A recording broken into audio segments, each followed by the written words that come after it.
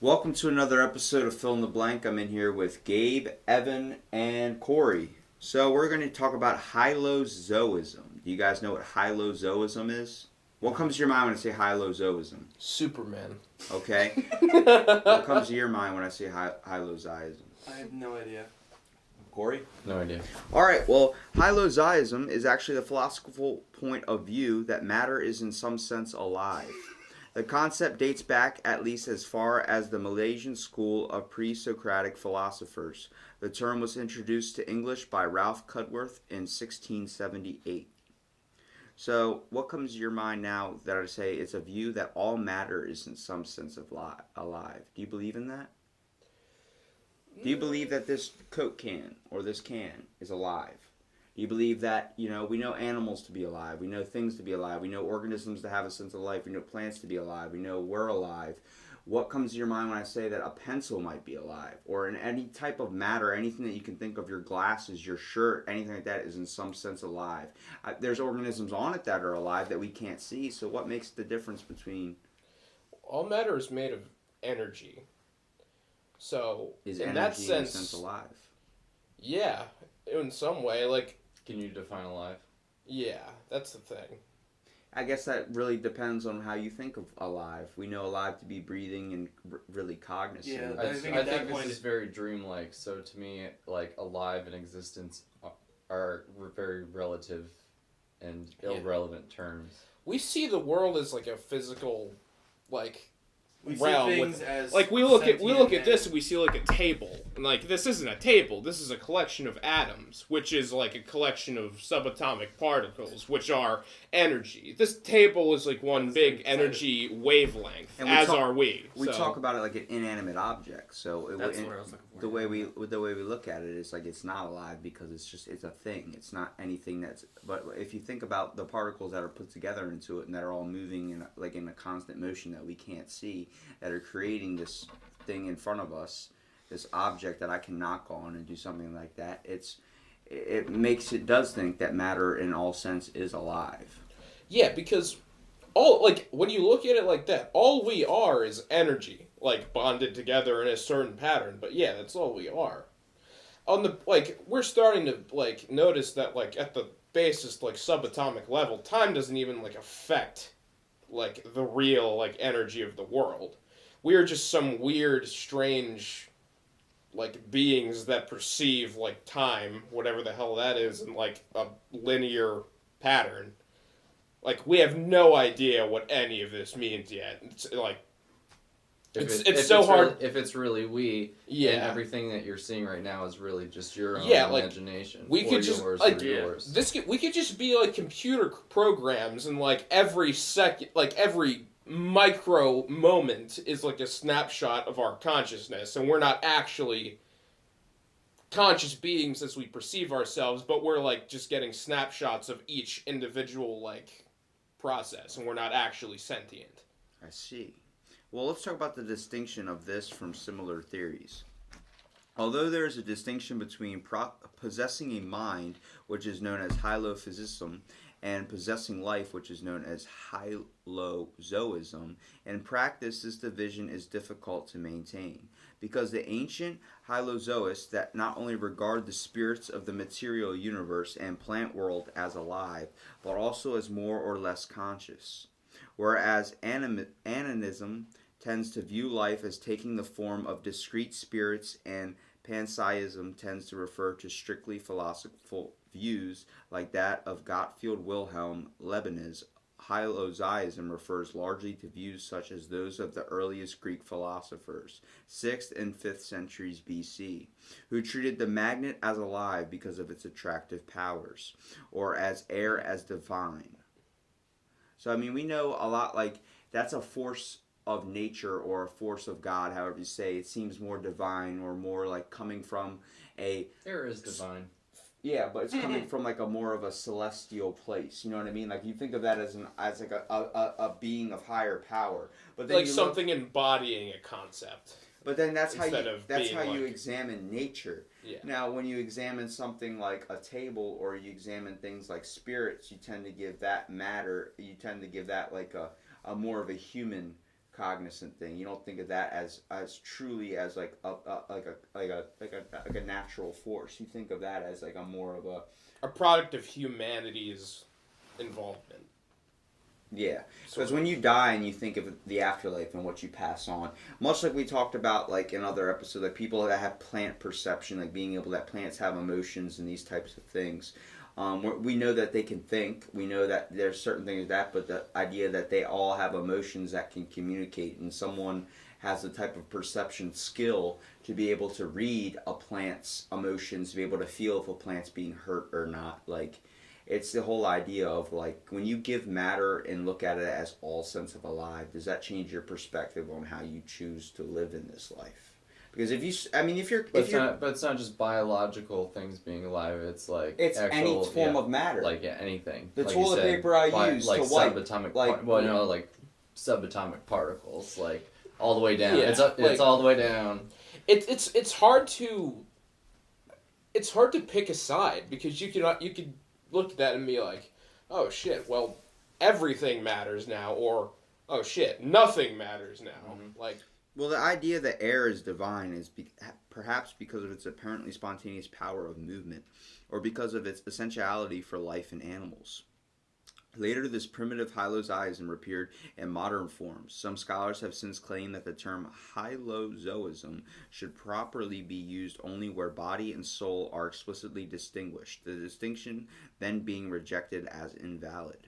Nevertheless, Hylozoism remains logically distinct both from early forms of animism, which personify nature, and panpsychism, which attributes some form of consciousness or sensation to all matter.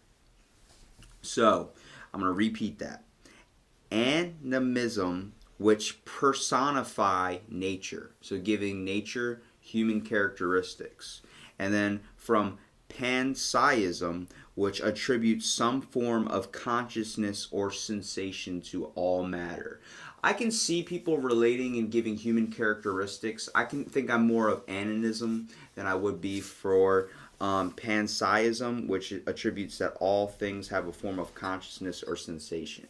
I believe that, like, yes, this drink tastes good, but I don't believe it has a conscience. I don't believe this is a self-thinking thing, and if it is, I'm sorry, because I've killed so many Diet Cream sodas that I've probably committed, like, Diet Cream genocide. oh, did you kill them? I don't necessarily believe it, but like I want to believe that because I still want to believe in the whole like yogi enlightenment idea and like in transcendence. And so like for me, I really want to believe that everything is like not necessarily like cognitive, but like it is aware. It's consciousness, like because it's all it's all the same. It's like it's all energy on the same frequency. It's all energy. And I've heard one like a theory, like one like kind of idea more than anything, that like because looking at the subatomic level, time doesn't seem to factor into the equation at all. That the entire universe is just like the same atom in different forms. Mm-hmm.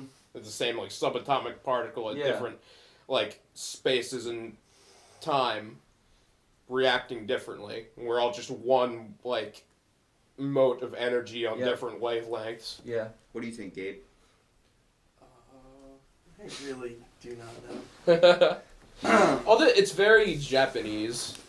Like, Shintoism, is that their... But that's more animism, isn't it? It's a bit more that, like... Or maybe not personifying, but giving, like... Well, that's kind of a mix. Mm-hmm. Because they view nature as very, like... Right. Has its own kind of divine quality that interlinks with, like, animals and that's why humans and spirituality. I think so. The divine I have thing lost with the reins air. of my podcast. Well, the air. It's I very. think the air is divine from earlier because, like, you know, without your next breath, you're not here. You know. True. And we just assume we're gonna be able to take the next breath all like that's like, a force that all is day long. sustaining life. So that's how you think of it. And without it, we're not here. And then, It's so human to see patterns. Like, look, like, humanity would absolutely just be like, yeah, air, we need air to breathe. We're disconnected from it, we die. Like, it's it's a divine gift that allows us to exist. We are disconnected from that. We don't even think about anymore. Yeah. What's weird is how this is actually linked into a lot of history, like going back to the Renaissance. And actually, when it comes to the Renaissance, Bernardo Telesio, Parlucius Carnatus, and Giardo Bruno received the doctrine of Hylozoism, the latter, for example, held of a form of Christian pantheism, wherein God is the source, cause, medium, and end of all things, and therefore all things are participatory in the ongoing Godhead. Bruno's ideas were so radical that he was entirely rejected by the Roman Catholic Church, as well as excommunicated from a few Protestant groups, and he was eventually burned at the stake for various heresies. Telesio, on the other hand, began with an Aristotelian basis, and through radical empiricism came to believe that a living force was what informed all matter. Instead of an intellectual universe of Aristotle, he believed that life generated form. Life generates form. So someone, first of all, going to the Catholic Church and saying that, Hold on. So that would mean, like, the life itself, so the spiritual quality of, like, a tree generates the tree itself, rather than the tree, like, having some quality that gives it the soul. Looking at an object as, like, in a fourth dimension type perspective, like instead of a branch being in like instead of a branch tree, having a soul, it's the soul that generates a branch. Yes.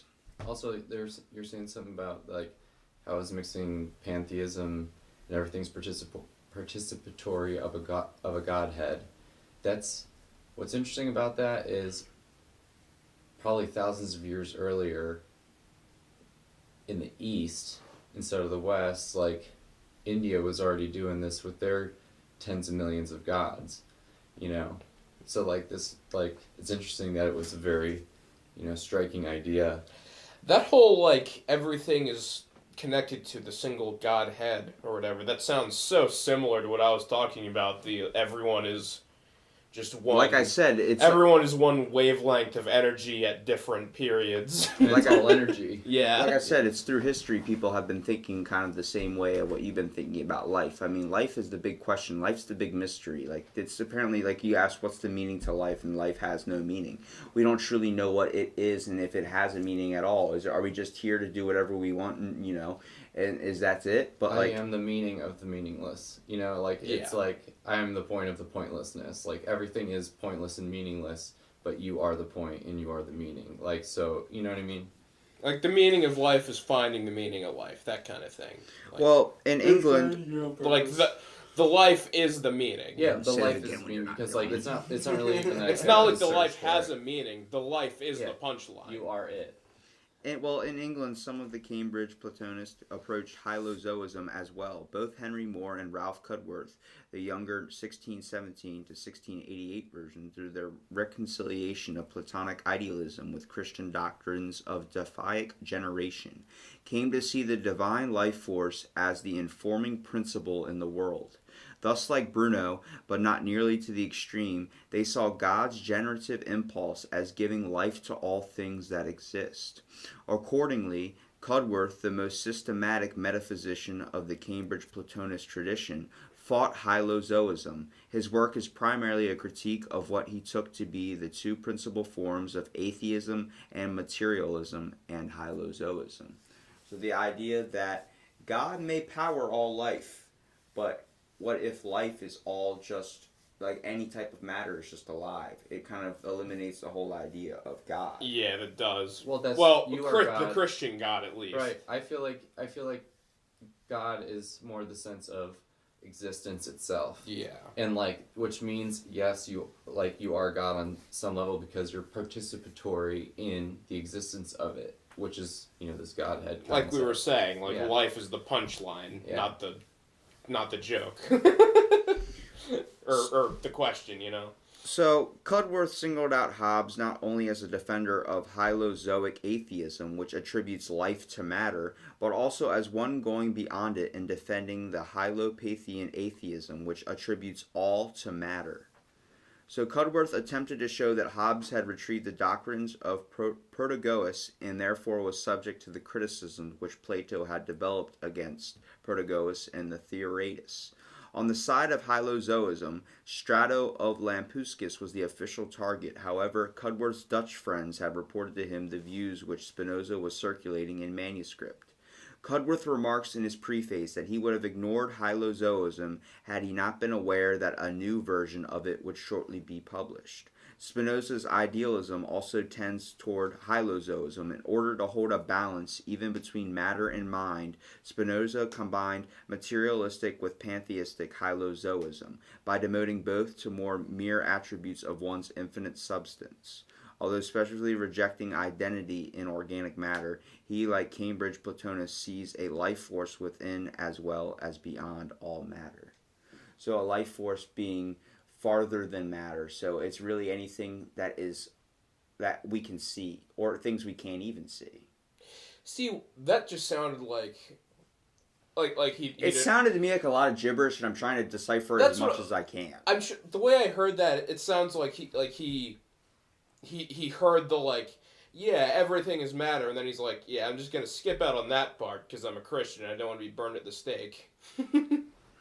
But well, it's hard to think. Like you look because that would indicate that yeah, God didn't make humans, blasphemy and all that. Yeah. Well, you look at Galileo, and they locked him inside his house because he was trying to refute the church's idea of what the Earth was. You know, like the Earth wasn't the center of the solar system. Right. The Earth was, orbiting around the sun. Spinning around a whole nother gas giant type thing. And it's the whole idea that someone's going to push him and lock him up and not try and get his word out. Was that heliocentrism or something like that? Yeah.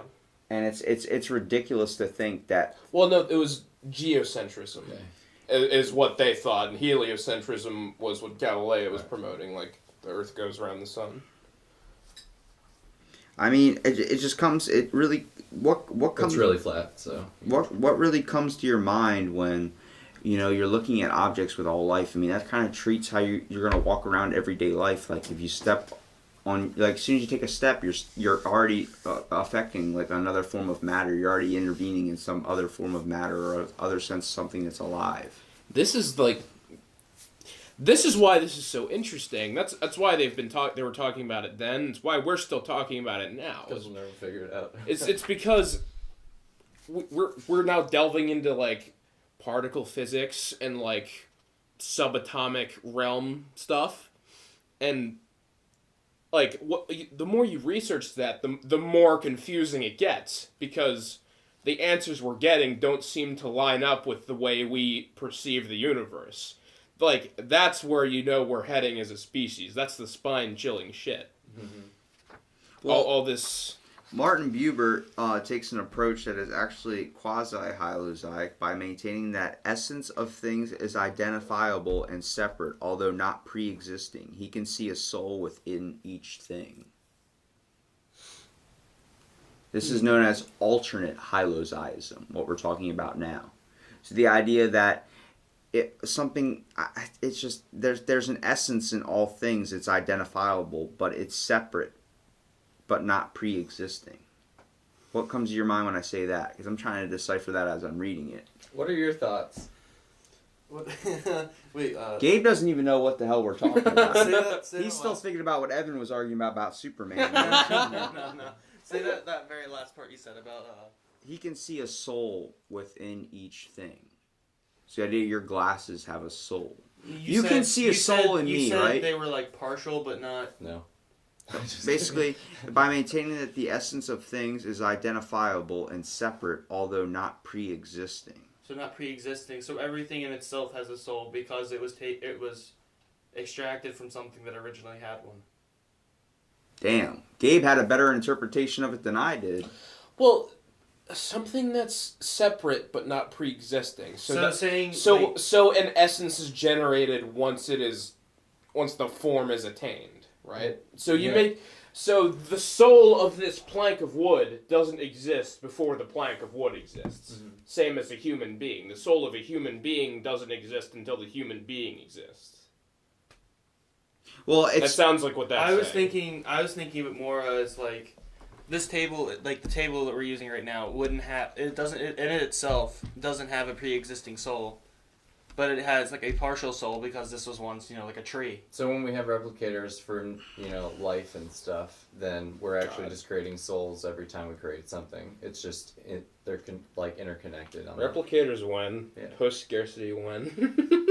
Well, the whole idea that throughout history, people have been trying to find a meaning. Clone Wars. Have been trying to find a meaning for life or matter in that sort, and seeing that, trying to find that Clone in Wars, sense. we'll be creating thousands of souls as well. So, actually, isn't that in Jupiter Ascending or something? Is it? They're trying to... Aren't they, maybe not harvesting souls, but they're harvesting bodies, life, planets.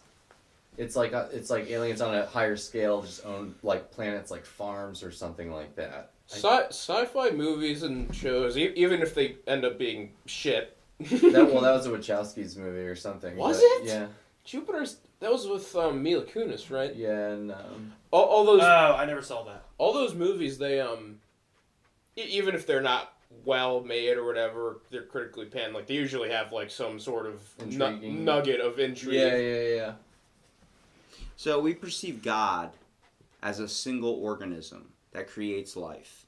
And the Greeks were taking this term of Hylozoism as a form that all objects in turn were alive. So looking at, Thales taught that water was the primary substance and that all things were full of gods.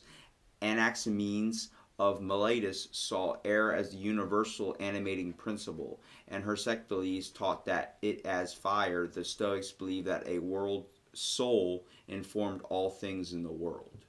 So believe that all matter has a soul.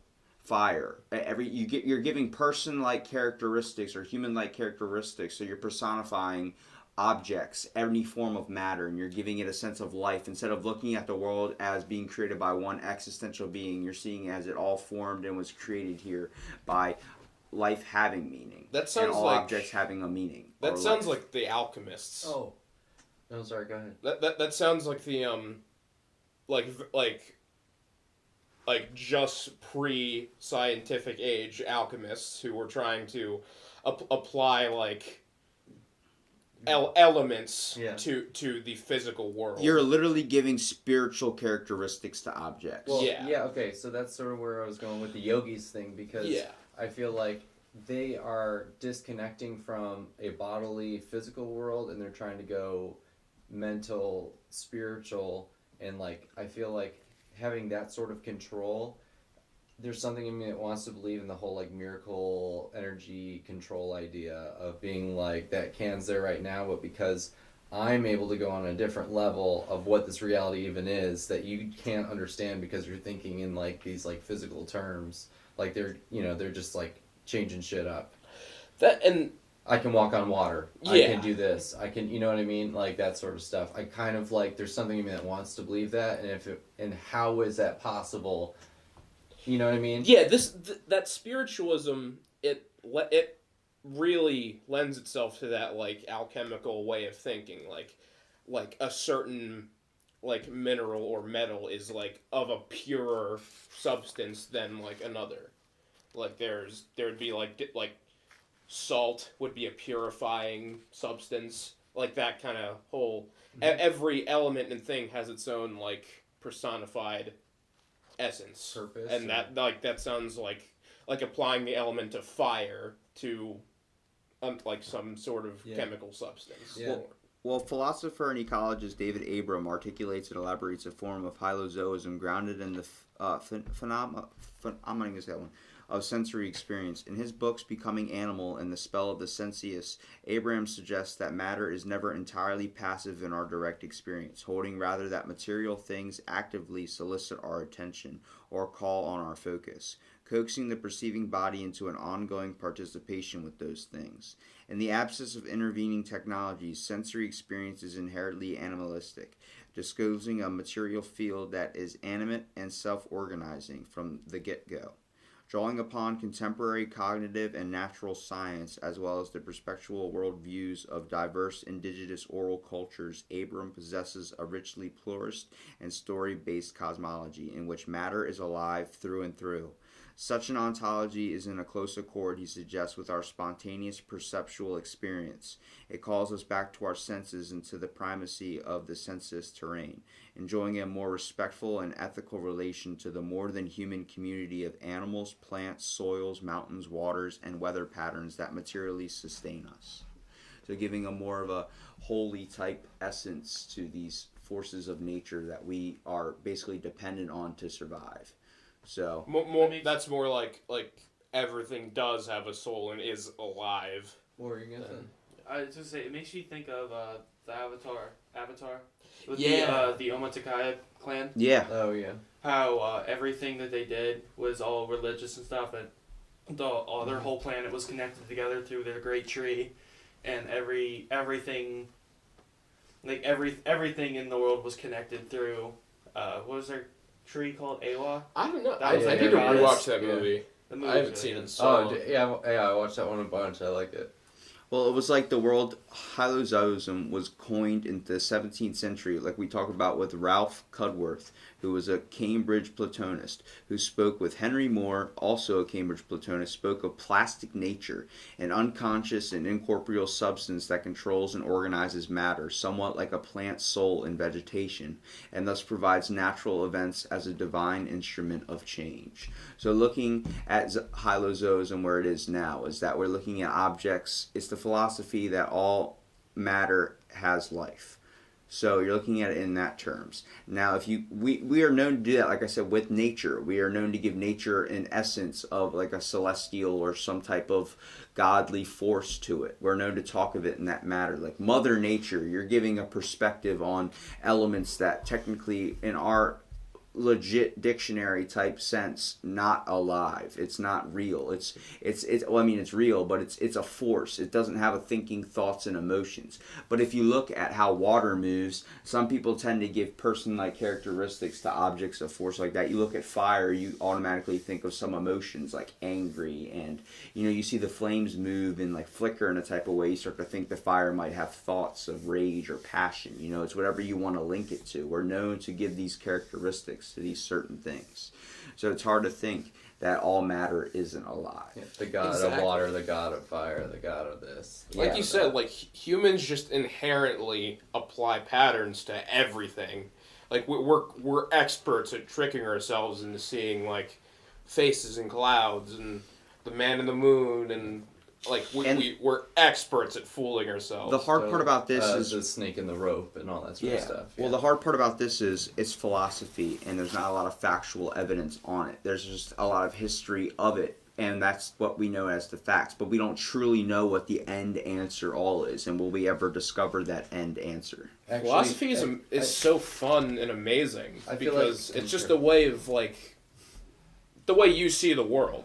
Like it's a way you choose to live your life. Okay, in the way you see the world, like what we were just saying in terms of like it's easy to fool ourselves, the man on the moon and the face in the clouds and the snake in the rope. I feel like that concept is what life is. Like it's just an illusion. It's illusionary, and we believe it. Yeah. And it doesn't even really exist. Exactly. But we're in it like it does.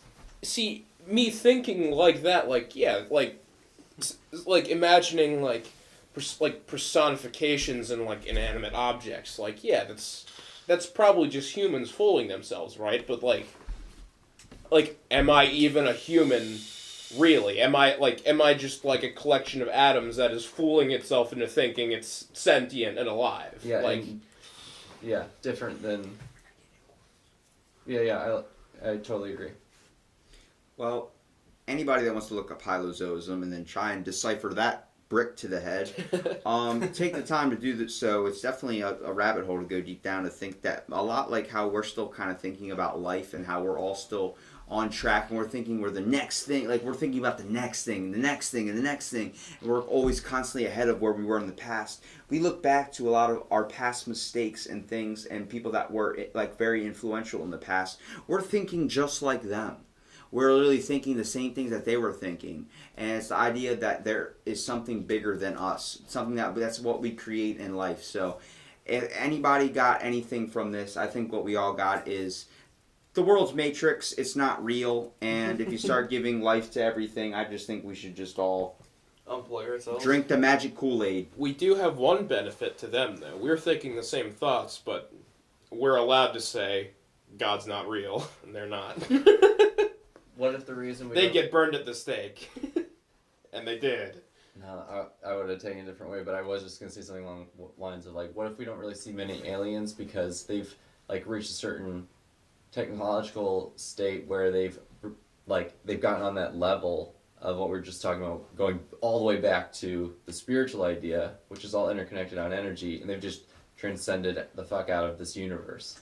Which at some point you have to think about. You're in this universe, and like right now, we only live like 75 years or something, and it's like we want to live longer. But like, at what point when you can live as long as possible, like let's say we make it so we don't die, isn't the next point to transcend whatever we're inside this universe? Yeah. Look, guys, it's 7 a.m. Like, you guys, you're going a little too far. Well, thank you. I'm too tired of thinking about Thank you, everyone, for listening to this episode of Fill in the Peace Pipe. Fill in the Blank. And stay tuned for the next episode.